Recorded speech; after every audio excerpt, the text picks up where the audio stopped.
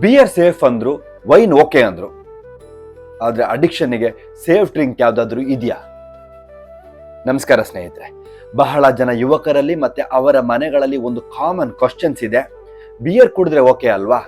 Wine safe drink ಅಲ್ವಾ?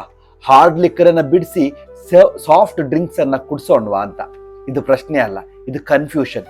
ಒಂದು ಸತ್ಯ ಸ್ಪಷ್ಟವಾಗಿ ಹೇಳಬೇಕು, ವ್ಯಸನ ಇರುವ ವ್ಯಕ್ತಿಗೆ ಸೇಫ್ ಡ್ರಿಂಕ್ ಅನ್ನೋದು ಯಾವುದೂ ಇಲ್ಲ. ಬಿಯರ್ ಲೈಟ್ ಡ್ರಿಂಕು ಅಲ್ಲ, ವೈನ್ ಹೆಲ್ತಿ ಡ್ರಿಂಕು ಅಲ್ಲ, ವೀಕೆಂಡ್ ಓನ್ಲಿ ಅನ್ನೋದು ಕಂಟ್ರೋಲ್ ಅಲ್ವೇ ಅಲ್ಲ. ಕುಡಿಯೋ ವ್ಯಕ್ತಿಗೆ ಡ್ರಿಂಕ್ ಮುಖ್ಯ ಅಲ್ಲ, ಆಲ್ಕೋಹಾಲ್ ಎಫೆಕ್ಟ್ ಮುಖ್ಯ. ಒಮ್ಮೆ ಬ್ರೈನಿಗೆ ಆಲ್ಕೋಹಾಲ್ ರಿಲೀಫ್ ಕೊಟ್ರೆ ಅದು ಮತ್ತೆ ಮತ್ತೆ ಮತ್ತೆ ಮತ್ತೆ ಮತ್ತೆ ಅದನ್ನೇ ಕೇಳುತ್ತೆ.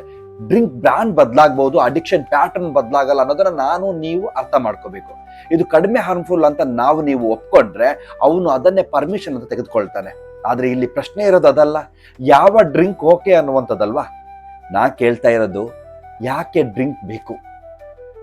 ಈ ಯಾಕೆಗೆ ಉತ್ತರ ಸಿಕ್ಕಾಗಲಿ ರಿಯಲ್ ಸೊಲ್ಯೂಷನ್ ಶುರುವಾಗುತ್ತೆ. ನೆನ್ಪಿಡ್ಕೊಳ್ಳಿ, ಅಡಿಕ್ಷನ್ಗೆ ಮಾಡರೇಷನ್ ಸೊಲ್ಯೂಷನ್ ಇಲ್ವೇ ಇಲ್ಲ. ಟ್ರೀಟ್ಮೆಂಟ್ ಒಂದೇ ಸೊಲ್ಯೂಷನ್. ಧನ್ಯವಾದಗಳು. ನಮಸ್ಕಾರ. ನಾನು ನಿಮ್ಮ ಪ್ರದೀಪ.